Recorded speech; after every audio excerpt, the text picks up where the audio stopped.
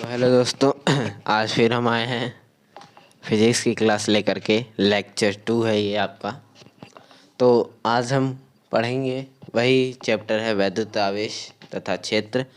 आज हम इसके अंदर टॉपिक जानने वाले हैं चालक, अचालक तथा उसको वैद्युत क्षेत्र के बारे में जानेंगे और किसी बिंदु के कारण वैद्युत क्षेत्र की तीव्रता के बारे में भी जानेंगे, ठीक है। और वैद्युत बल रेखाएं के बारे में भी जानेंगे।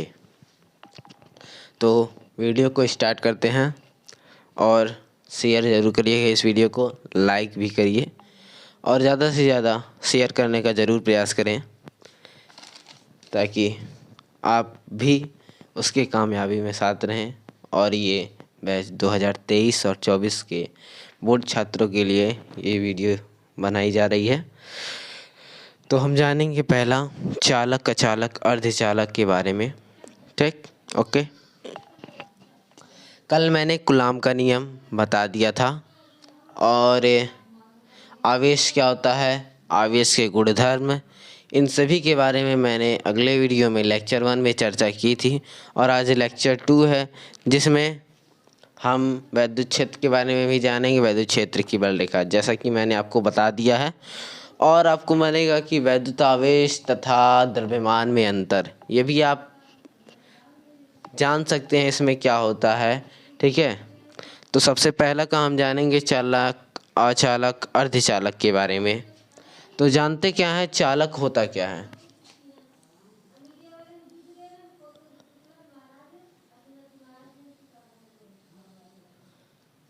सॉरी, इंक तो मैंने अभी डाला ही है, कहाँ चला गया?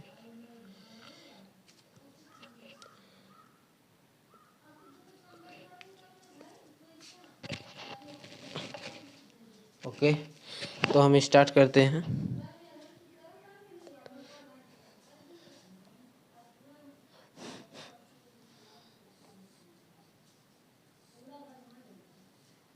चालक,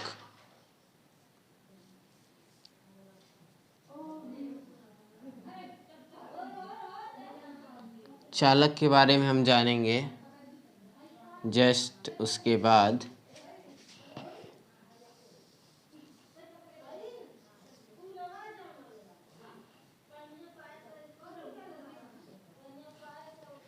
अचालक के बारे में।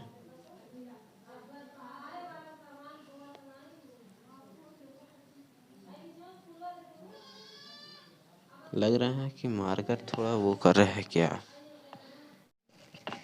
तो देख सकते हैं चालक, अचालक, अर्धचालक जैसा कि मैंने लिखा है। तो एग्जाम डिफिनेशन लिखना उतना मैं इम्पोर्टेंट नहीं समझता, तो आपको लिखना, आप लिख सकते हैं, ठीक है। लेकिन मैं इस पे लिखूँगा फिर इरेज करना पड़ेगा, ठीक है। इससे ये है कि मैं आपको एकदम डीपली बताता हूँ, ओके। तो चालक क्या होता है? चालक में ये होते हैं ना कि कोई आपके पास पदार्थ दिया हो, क्या हो, आपके पास कोई पदार्थ दिया हो तो उसमें यदि वैद्युत का प्रवाह हो रहा है तो वो चालक होता है। इसका डेफिनेशन लिखना है तो आप कहेंगे वे पदार्थ जिनमें आवेश का प्रवाह होता है वह चालक कहलाते हैं। एकदम इजी डेफिनेशन है ये। वे पदार्थ जिनमें आवेश का प्रवाह आसानी से होता है, ठीक है, या सरल पूर्वक होता है, या कह सकते हैं आवेश का प्रवाह एक स्थान से दूसरे स्थान तक तीव्र गति से होता है, वे चालक कहलाते हैं। अचालक क्या होता है? वे पदार्थ जिनमें आवेश का प्रवाह ना हो सके, ठीक है, वो अचालक कहलाते हैं, या आसानी से नहीं होता है, अचालक कहलाते हैं। या इसको एक टॉपिक में हम वैद्युत रोधी कह सकते हैं। क्या कहते हैं? वैद्युत रोधी, जो विद्युत का क्या करते हैं, अवरोध उत्पन्न करते हैं, विद्युत के प्रवाह की दिशा में अवरोध उत्पन्न करते हैं, वैद्युत रोधी कहलाते हैं। अचालक वही हुआ। अब जानेंगे क्या कि हम अर्धचालक क्या होता है, ओके। अर्धचालक में ये होता है कि इसमें एक में तो आपका प्रवाह होगा और सेकेंड, और दूसरी बात होती है कि नहीं प्रवाह हो, वो दोनों कंडीशन उत्पन्न करता है, ठीक है। अर्थात क्या कह सकते हैं उसमें, जिसमें चालक तथा अचालक दोनों का गुण होता है, वे पदार्थ क्या कहलाते हैं ऐसे लिख सकते हैं, वे पदार्थ जिनमें चालक तथा चालक दोनों का गुण होता है वे अर्धचालक कहलाते हैं। ठीक है, ओके। जैसे इसमें हो सकता है आर्सेनिक, आर्सेनिक कर सकते हैं, जर्मेनियम लिख सकते हैं। यहाँ आप लिखेंगे क्या, आर्सेनिक, आर्सेनिक, जर्मेनियम,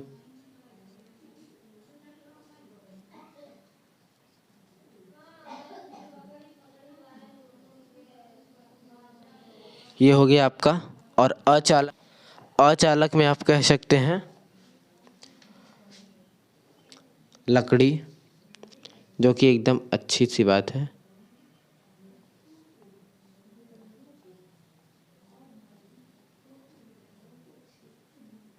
एग्जाम्पल में बता रहा हूँ, ठीक। एक आप लकड़ी लिख सकते हैं और रबड़ लिख सकते हैं, रस्सी लिख सकते हैं, आपको जो मन करे वो लिख दीजिए। रबर, रबर लिखिए, रबड़ लिखिए, एंड और यहाँ पे क्या लिखेंगे, रस्सी इत्यादि लिखिए या आदि लिख दीजिए, आपका मन। और चालक में आप लिख सकते हैं, जैसे हो सकता है क्या, लोहा, जिसको कहते हैं आयरन। धातुएं भी हो सकती हैं, वाटर मतलब पानी भी हो सकता है, ये सब में आपका चालक ही है। ओके, तो आप लिख सकते हैं यहाँ पे पानी, पानी कह सकते हैं। ओके, अब पानी कहेंगे, एंड धातु, धातु, और थर्ड आपका हो सकता है आयरन या लोहा, वही चीज़ होती है लोहा। ऐसे ही आप लिख सकते हैं चालक, अचालक, अर्धचालक के बारे में। तो कोई कन्फ्यूजन इसमें नहीं होगा, क्लियर हो गया होगा, क्योंकि ये ही हमने बहुत दिन से, बहुत ही सालों से आप ये चीज़ पढ़े होंगे चालक, अर्धचालक के बारे में। तो अब हम चलते हैं आपका अगला टॉपिक। अगला टॉपिक आपका है, जैसा कि मैंने बताया, वैद्युत क्षेत्र। अगला टॉपिक आपका क्या है, वैद्युत क्षेत्र। अब वैद्युत क्षेत्र में आपको क्या जानना, हाँ, वैद्युत क्षेत्र में आपके लिए क्या जानना है। वैद्युत क्षेत्र जैसे चुंबकीय क्षेत्र, वैसा वैद्युत क्षेत्र। चुंबक में हम चुंबकीय क्षेत्र के बारे में जानेंगे, हम वैद्युत क्षेत्र के बारे में जान रहे हैं। वैद्युत में वैद्युत फ्लक्स के बारे में जानेंगे, चुंबक में चुंबकीय फ्लक्स के बारे में जानेंगे। तो यही होता है। तो यहाँ हम जानेंगे सबसे पहले वैद्युत क्षेत्र। ठीक है, आवेश के चारों ओर का वह क्षेत्र जिसमें क्या किया जाए, जिसमें किसी दूसरे आवेश को रखने पर वह आकर्षण या प्रतिकर्षण का अनुभव करता है, वो क्या कहलाता है, वह क्षेत्र वैद्युत क्षेत्र कहलाता है। ओके, आवेश का देखिए, प्रत्येक आवेश के चारों ओर, मान लीजिए कोई आवेश है आपके पास, आपके इसके लिए इसकी PDF प्रोवाइड कराई जाएगी। ठीक, ओके। तो हम सबसे पहले क्या जानेंगे, प्रत्येक आवेश के चारों ओर। ठीक है, प्रत्येक आवेश, मान लीजिए कोई आवेश, प्रत्येक आवेश के चारों ओर का वह क्षेत्र, प्रत्येक आवेश के चारों ओर का वह क्षेत्र, मान लीजिए इतना क्षेत्र होगा,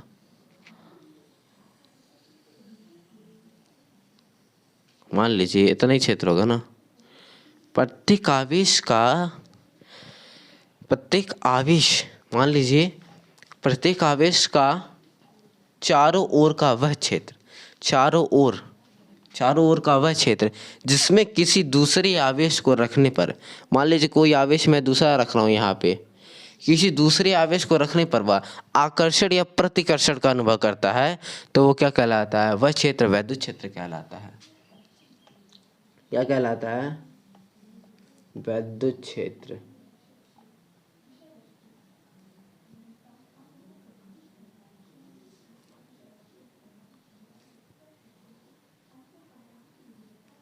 वैद्युत क्षेत्र, वैद्युत क्षेत्र है वो, जैसा कि मैंने बताया वैद्युत क्षेत्र। ओके, अब हम बता दें कि वैद्युत क्षेत्र की डिफिनेशन मैंने बताया, उसको आप ज़रूर कॉपी में नोट करिएगा, नोट्स बनाइएगा। अब मैं क्या जानूंगा, वैद्युत क्षेत्र के बारे में मैंने बताया। अब वैद्युत क्षेत्र की तीव्रता के बारे में जानेंगे। जैसा कि मैंने कल बताया ही था, वैद्युत उसकी दिशा क्या होती है, काल्पनिक रेखाएं उनकी होती है। वैद्युत बल रेखाएं क्या होती हैं, उनकी रेखाएं काल्पनिक होती हैं और उनकी दिशा प्लस से माइनस की ओर होती है। मैंने अगले वीडियो में बताया था इस सब के बारे में। तो वैद्युत क्षेत्र ये है, और वैद्युत क्षेत्र की तीव्रता के बारे में जानेंगे। तो वैद्युत क्षेत्र की तीव्रता के लिए आप यहाँ पे क्या लिखेंगे,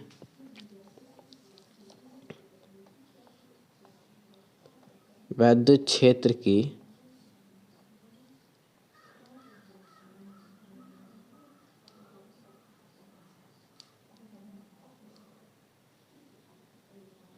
वैद्युत क्षेत्र की तीव्रता, वैद्युत क्षेत्र की तीव्रता। अब इसमें क्या है कि वैद्युत क्षेत्र में किसी बिंदु पर रखे परीक्षण आवेश, मान लीजिए कि मैं रख रहा हूँ, ठीक है, कोई बिंदु रख रहा हूँ, यदि उस पर कोई बल लग रहा है, क्या आवेश के रखने के कारण उसमें बल हो, और परीक्षण आवेश क्यू नॉट की निष्पत्ति, ठीक है, इसका फार्मूला आप जानिएगा, होता है E बराबर E equal F Q not. ये होता है आपका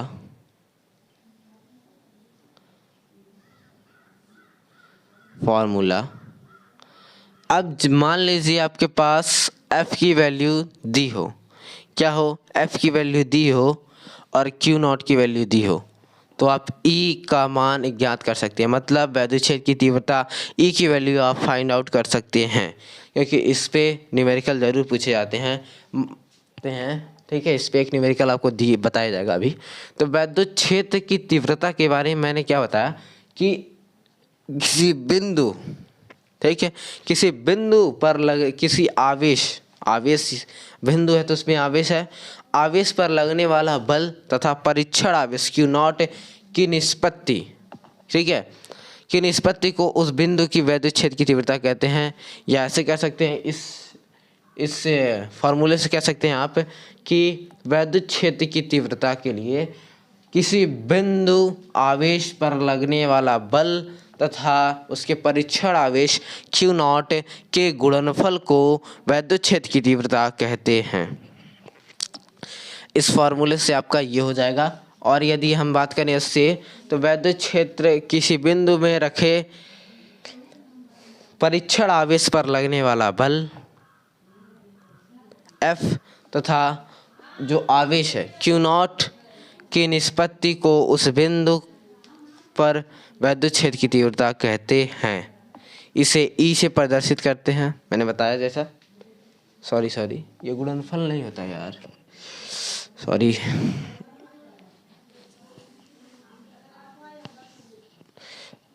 ये पट्टी में होता है, ओके, माफ़ी चाहता हूँ। E बराबर एफ ऑन क्यू। यदि आप इसके डिफिनेशन से जानेंगे तो मैंने बताया ना कि इसके बिंदु पर लगने वाला, बिंदु आवेश पर लगने वाले बल तथा उसके परीक्षण आवेश क्यू नॉट के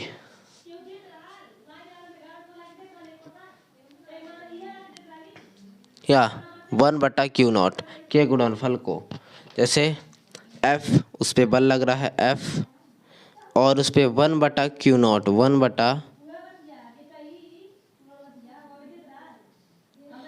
1/Q0 के गुणनफल को क्या कहते हैं,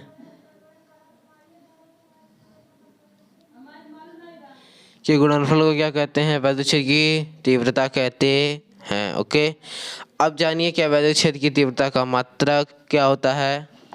वैद्युत क्षेत्र की तीव्रता का मात्रक बहुत पूछा जाता है, न्यूटन प्रति कूलम। क्या, F for Newton, F for क्या होता है, F का मात्रक न्यूटन प्रति Q फॉर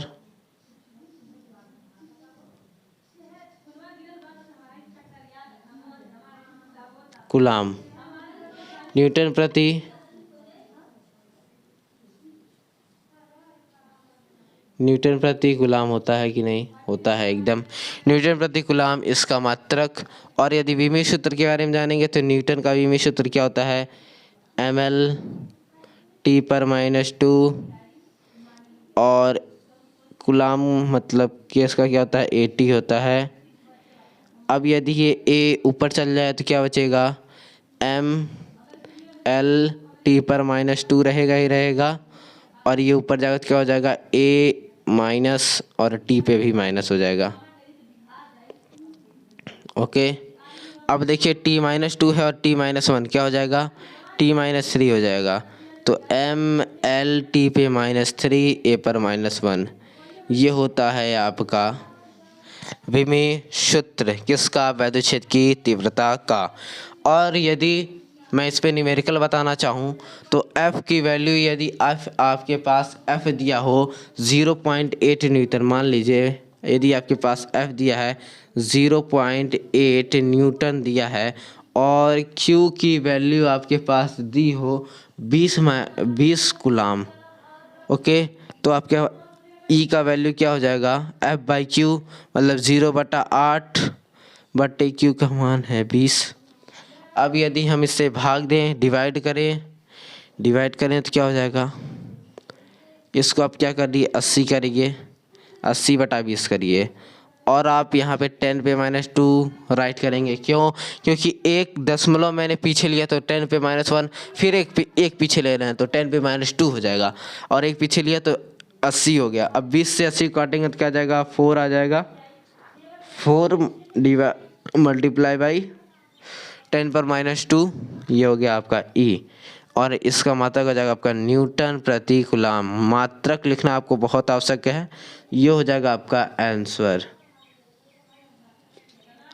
ये हो जाएगा क्या? आपका आंसर। ठीक है, ये हो गया आपका आंसर। अब हम क्या जानेंगे? इसकी आगे का प्रोसेस जानेंगे। इसी तरह के आपके न्यूमेरिकल आएंगे, आप ऐसे करते रहिएगा। एक वीडियो आपको प्रोवाइड की जाएगी, मैंने बताया है ना, न्यूमेरिकल की एक वीडियो प्रोवाइड की जाएगी। ठीक है, वैद्युत क्षेत्र की तीव्रता हो गई। अब आपका आखिरी टॉपिक, इस वीडियो का आखिरी टॉपिक आपका है ये कि बिंदु आवेश के कारण, बिंदु के कारण जो वैद्युत क्षेत्र की तीव्रता उत्पन्न होती है उसके लिए आपको फार्मूला, जो कि वो फार्मूला क्या? वेरी वेरी इंपॉर्टेंट है ऑफ बोर्ड ऑफ न्यूमेरिकल। देखिए, न्यूमेरिकल के लिए ये जो फार्मूला बताने जा रहा हूँ बहुत ही इम्पोर्टेंट है। ठीक है, और जो कूलाम का नियम है वो, ये दोनों फार्मूले बहुत इम्पोर्टेंट हैं। ओके, अब इन्हीं दोनों फार्मूले से हम लोग क्या प्रूव करते हैं? अच्छी स्थिति, निरक्षी स्थिति के लिए भी इसका फार्मूला मैं सिद्ध करता हूँ। सभी लोग सिद्ध करते हैं इसी फार्मूले से, और इसी फार्मूले से गॉस का प्रमेय भी सिद्ध किया जाता है। तो इसलिए ये फार्मूला वैद्युत क्षेत्र की तीव्रता का वेरी वेरी इंपॉर्टेंट है। तो ध्यान से आप देखिएगा, ये पूरा बहुत इम्पोर्टेंट है। जैसा कि मैंने लिखा, किसी बिंदु आवेश के कारण, सॉरी यहाँ पे आवेश रहेगा, किसी बिंदु आवेश के कारण उत्पन्न वैद्युत क्षेत्र की तीव्रता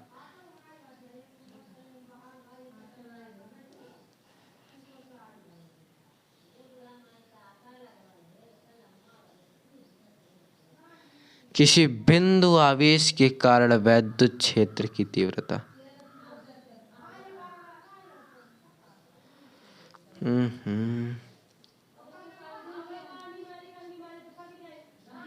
किसी बिंदु आवेश के कारण वैद्युत क्षेत्र की तीव्रता ज्ञात करेंगे। तो यहाँ पे सबसे पहला आपको फिगर इंपॉर्टेंट होता है। फिगर आपको बनाना का है, सिंबल से यहाँ देखिए आप फिगर, ये फिगर बहुत इंपॉर्टेंट है। यदि इस फिगर को आप सीख गए तो अच्छी स्थिति के लिए जो आप डेरिवेशन करते हैं ये फिगर भी आप सीख जाएंगे, तुरंत 1 सेकंड में आप सीख जाएंगे। ओके, तो जानते क्या हम सबसे पहला काम,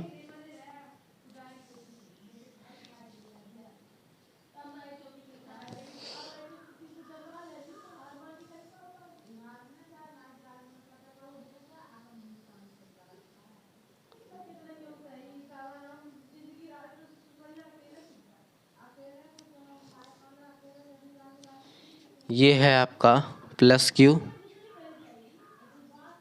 ये आपका माइनस क्यू। यहाँ पे मान लीजिए कोई बिंदु हो ओ, और यहाँ पे मान लीजिए कोई बिंदु आपके पास पी हो।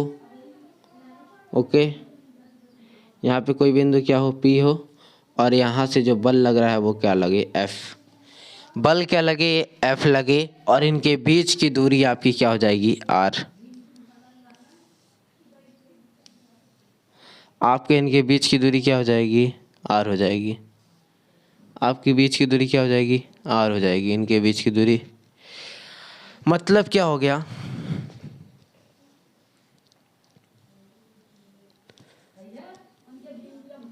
ये हो गया आपका चित्र। ठीक है, प्लस क्यू और ये प्लस क्यू नॉट मान लीजिए आपके पास है, दोनों आवेश प्लस में ही हो, और यहाँ पे ये क्यू नॉट हो। ओके, अब मैं जानूंगा क्या, कूलाम के नियमानुसार मैं लिखूंगा। यहाँ पे देखिए एक फार्मूला वैद्युत क्षेत्र की तीव्रता का अभी तुरंत मैंने बताया है, क्या कि E इक्वल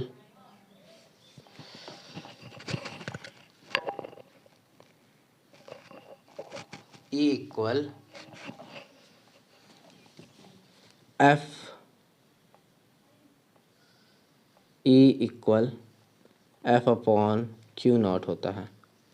बट लेकिन कूलाम के नियमानुसार क्या लिखेंगे यहाँ पे हम, कूलाम के नियमानुसार, कूलाम के नियमानुसार यदि मैं यहाँ पे लिखूँ तो आपका हो जाएगा F बराबर 1/4 pi epsilon naught q naught upon r square, ये होता है आपका। ओके, अब यदि मैं E निकालूंगा तो आप F अपॉन क्यू नॉट, तो F की वैल्यू यहाँ पे मैं रखूँगा इक्वेशन 1 से।